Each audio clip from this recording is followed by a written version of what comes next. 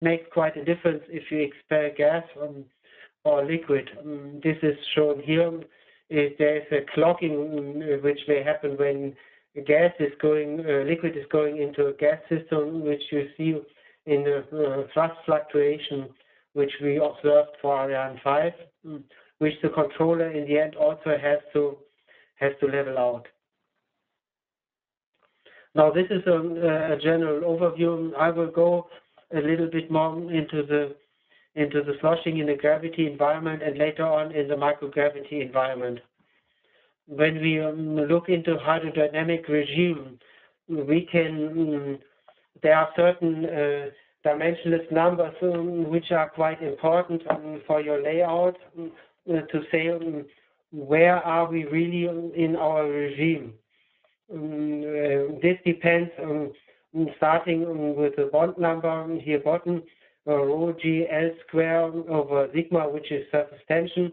Here you see you have a length scale, which is, for example, the diameter of your tank. That means the smaller your tank, the lower the bond number. And bond number is body forces over capillary forces. That means when you are going below a bond number of 1, for example 0.01, then you are in the capillary dominated regime. This will be the in-orbit behavior, which is dominating then the capillarity, microgravity. And if you go to higher bond numbers, so there is a certain transition regime, but if you go in the range of 10 to 100 and higher, then you are in the gravity-dominated regime. So for satellite tanks, we are facing all of that. Then we have also the Fruit number, which is of importance, which is inertial forces over body forces, and the Weber number, which is quite important, inertial forces over capillary forces. And the bond number is then the ratio of Weber over Fruit, going body forces over capillary forces.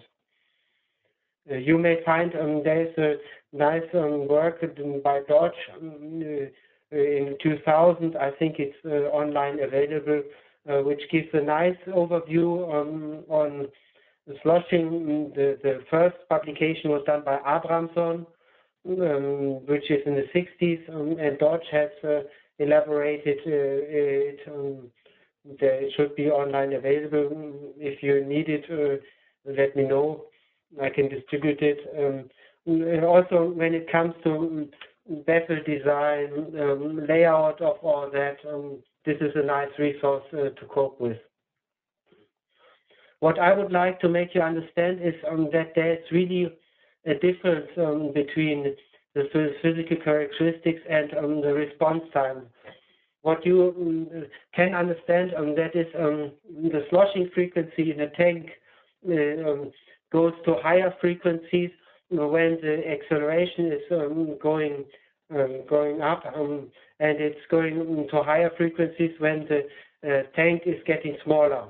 This is very understandable since you observe it very much on Earth, and this is there is here you see, for example, if you have a tank of let's say 1 meter, and you are at 1 G, then you have a frequency of I don't know, 0.6, 0.7 seconds as a sloshing frequency. You can go down if you have a larger tank, or then you go to higher sloshing times, and if you go to smaller tanks at higher acceleration, you go to smaller times. Now, this behavior very much changes when you go into the capillary dominated regime, which is characterized by the bond number below 1, which is now described by rho L to the power by this correlation. That means the reorientation time now, it's sloshing. I rather talk about reorientation time. Does not change anymore. It's independent of the acceleration now. Now it doesn't really matter if you go 10 to the power of -5 or 10 to the power of -6. If there's mainly an impact of the surface tension, which is the liquid driven, and this is also a liquid characteristic, and the dimension of the tank. That means here in the gravity-dominated regime, you have here the acceleration playing a part, while in the regime of bond number below 1, it's much smaller than 1, you have a geometrical constraint by the tank diameter, for example, which is driving, and you can see how much different it is. Now we are looking at this regime. There are some interesting characteristics. This is an old water test on a sloshing table, which was done some years ago. But you can see that when the liquid, when you have a cylindrical tank and you are sloshing at a certain point, there's instabilities coming. I think you don't see this there. This is wait a minute. Now this is another. You can see that the first asymmetric mode on sloshing plays an important role here. When you go on with sloshing, and you are we do, for example, a sweep from low frequencies, you go to resonance. Then at a certain point, the liquid gets into a swirl motion. Wait a minute, maybe I can show you a video on that.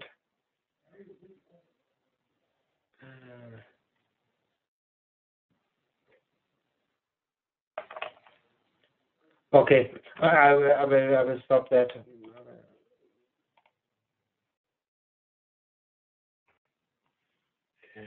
I hope you see this this video. But if you continue, and you will see that the liquid will go into a swirl motion after a while. So this instability is always occurring, and now it's going into swirl motion, and this is always the case.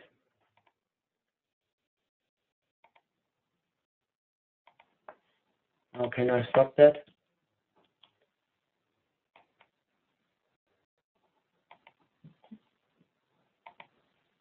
Okay. This is what you see here when you look at the sloshing forces.